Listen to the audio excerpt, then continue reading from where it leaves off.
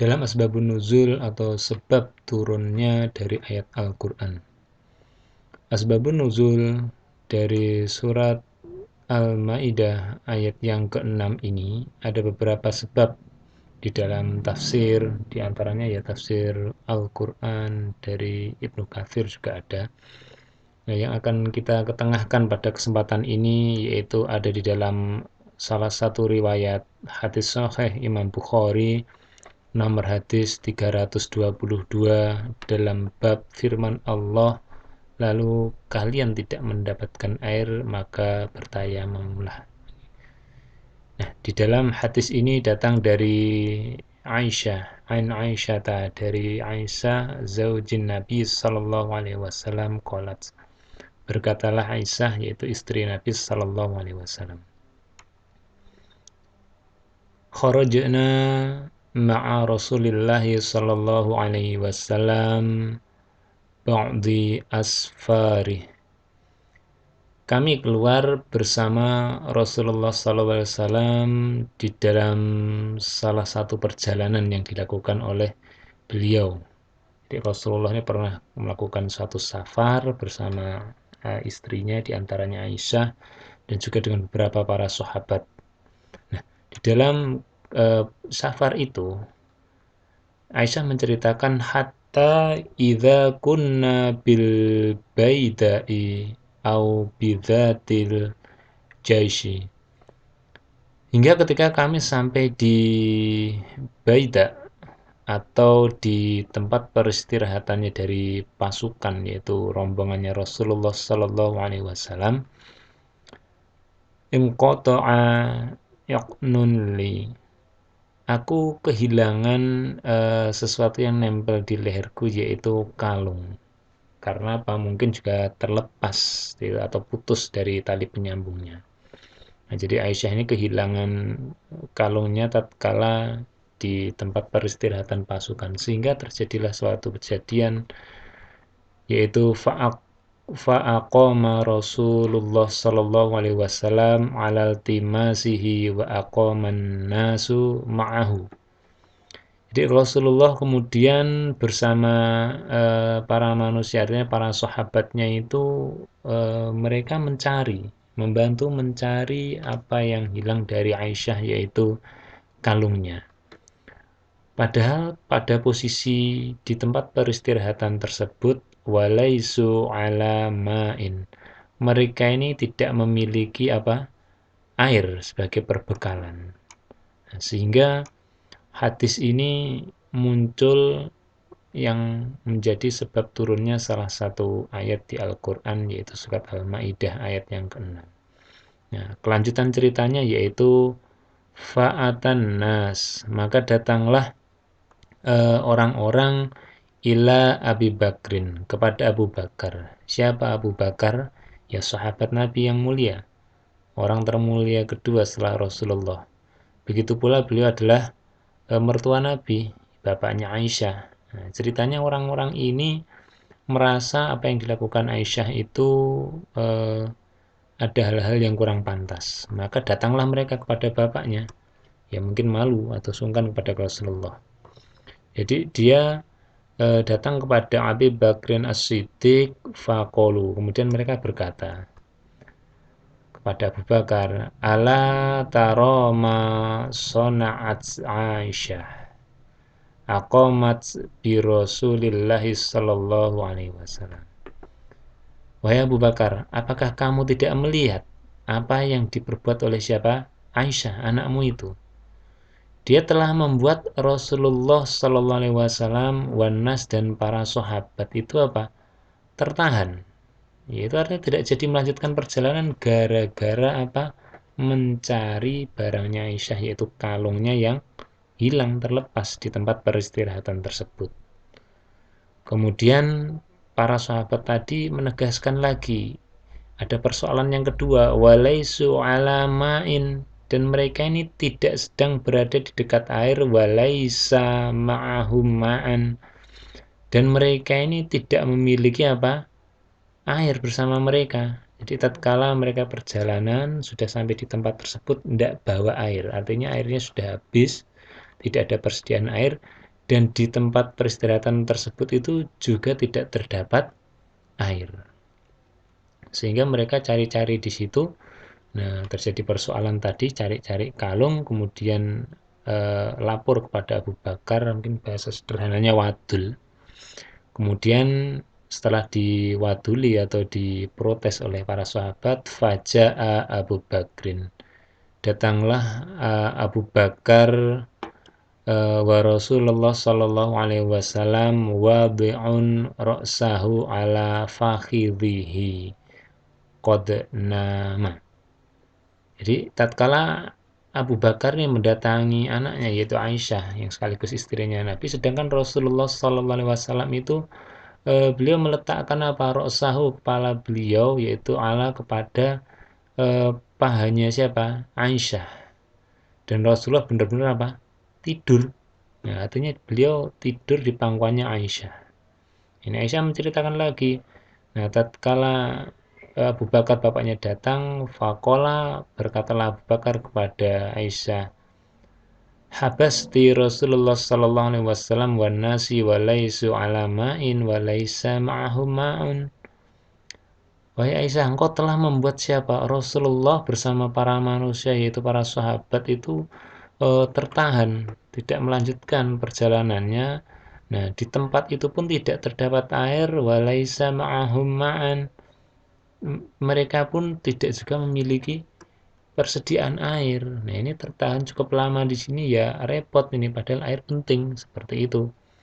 Nah, kemudian faqalat berkatalah Aisyah, fa'ata bani Abu Bakrin wa qala masya Allah an yakun.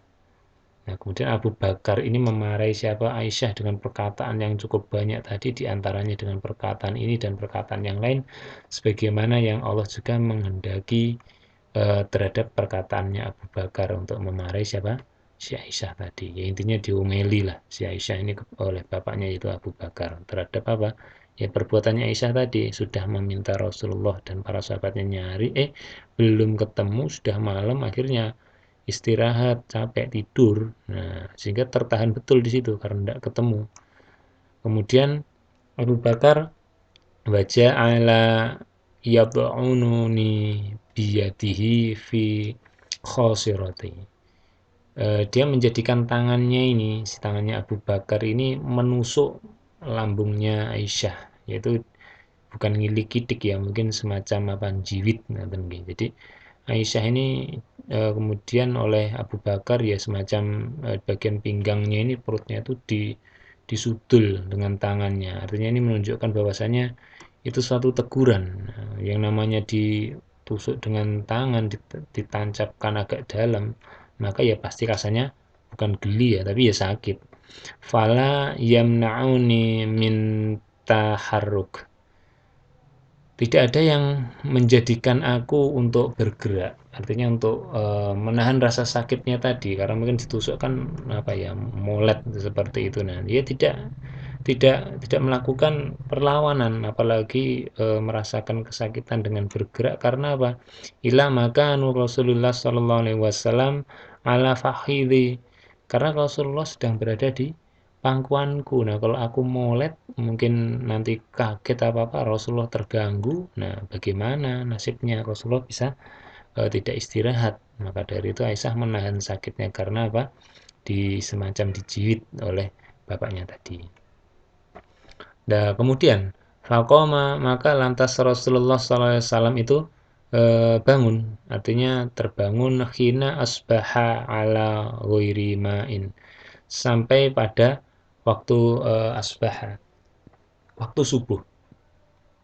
Dan tatkala beliau bangun di waktu subuh tentunya untuk melaksanakan sholat subuh, mereka termasuk Rasulullah itu tidak dalam posisi apa? Memiliki air. Nah, kemudian sudah masuk waktunya sholat dan tidak ada air, padahal sebelum sholat harus berwudu dulu, bertaharuh dulu. Nah, sedangkan tidak ada air, maka dengan kejadian ini fa'anzalallahu ayatat tayammum, maka Allah menurunkan yaitu ayat atau penjelasan yaitu di dalam Al-Quran mengenai apa? Tayamum.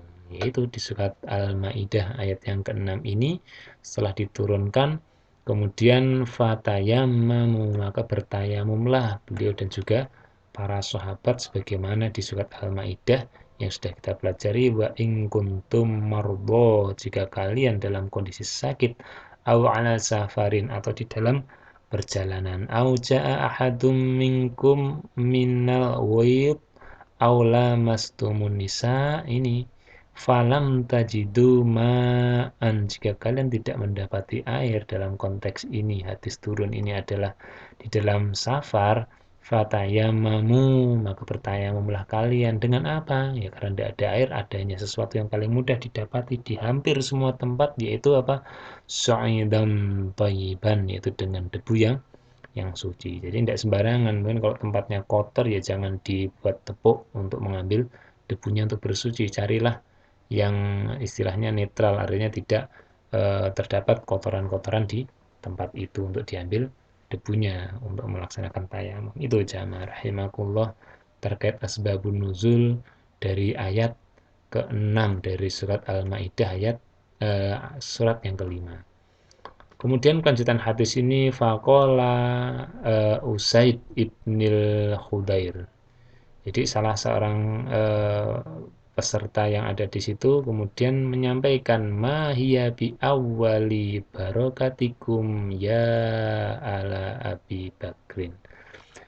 Tidaklah dia itu Aisyah itu merupakan biawali, merupakan awal dari apa barokatikum, keberkahan kepada kalian yaitu keluarga-keluarga kamu wahai Abu Bakar. Mengapa Usaid bin Al-Hudair ini mengatakan Aisyah ini merupakan awal dari keberkahan keluargamu wahai Aisyah? Karena apa? Si Aisyah ini menjadi sebab turunnya ayat yang memudahkan kepada para sahabat di situ untuk mendapatkan kemudahan dalam bertoharoh. Tidak ada air maka turunlah ayat itu kemudian berwudu. Mungkin kalau tidak ada kejadian ini akan lain ceritanya. Kemudian penutup hadis ini faqalat maka berkatalah Aisyah faba'athnal ba'irul ladzi kuntu alaihi fa'asabnal 'iqda tahtahu. Kemudian unta yang aku tunggangi ini berdiri. Artinya untanya ini berdiri.